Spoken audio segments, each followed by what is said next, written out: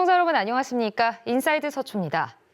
다사다난했던 2024년도 어느덧 막바지를 향해 달려가고 있는데요. 서초구의 지난 1년을 되돌아보는 시간을 마련했습니다. 먼저 서초구의 미래를 책임질 뜨거운 이슈, 양재 AI 특구 지정 소식입니다. 양재 우면동 일대가 드디어 양재 AI 미래융합 혁신특구로 지정됐습니다. 지난 11월 28일 일인데요.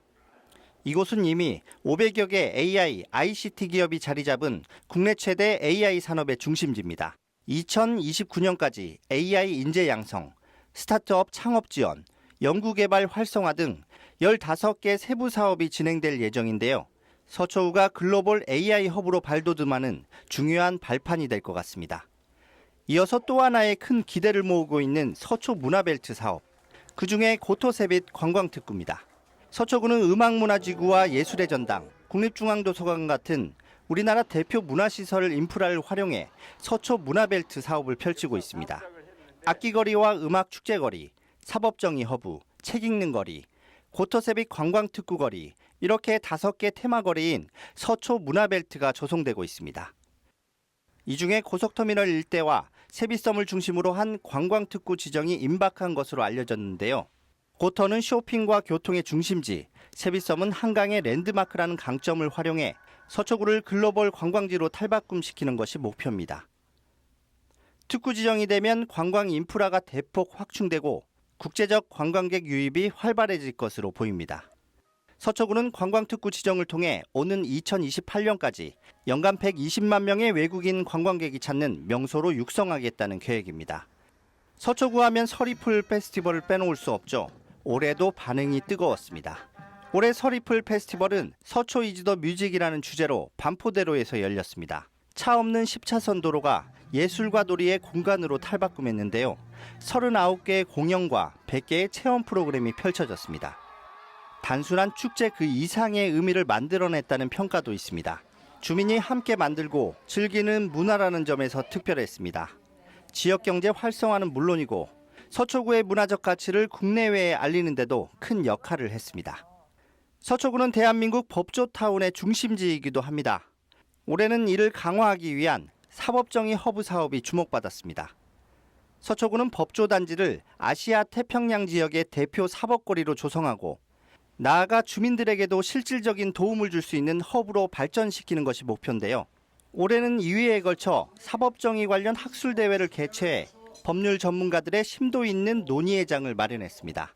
대형마트 의무휴업일 평일 전환도 올해 서초구가 선보인 독특한 정책 중 하나였습니다. 휴업일을 기존의 둘째, 넷째 일요일에서 수요일로 바꾸면서 소비자 편의와 소상공인의 상생을 동시에 도모했다는 평가를 받았는데요. 실제로 소상공인의 약 30%가 매출 증가 효과를 봤다는 데이터가 나왔습니다. 하지만 평일 쇼핑에 대한 불편을 호소하는 목소리도 있었는데요. 구는 주민 의견을 반영해 지속적으로 개선 방향을 모색 중이라고 밝혔습니다. 마지막으로 자연과 공존하는 서초구의 또 다른 얼굴, 우면산 무장의 숲길입니다. 장애인, 노약자, 유모차를 사용하는 가족까지 누구나 편안히 즐길 수 있도록 설계된 이 숲길은 자연 속에서 진정한 쉼을 제공했습니다. 주민들로부터 진정한 치유의 공간이라는 평가를 받고 있는데요.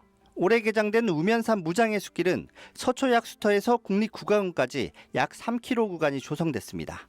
QR코드를 통해 새의 이름을 확인할 수 있는 새소리 쉼터, 국립국가공원의 소리를 느낄 수 있는 소리 쉼터 등 다양한 시설이 조성됐습니다. 서초구는 올해 다양한 변화를 통해 주민들에게 한 걸음 더 가까워진 느낌인데요. 내년에도 주민 중심의 정책과 사업들로 더 나은 도시로 거듭나길 기대해 보겠습니다. 반포 종합사회복지관은 공통점이 있거나 뜻이 맞는 지역 주민들로 구성된 이웃 모임을 여럿 운영하고 있습니다.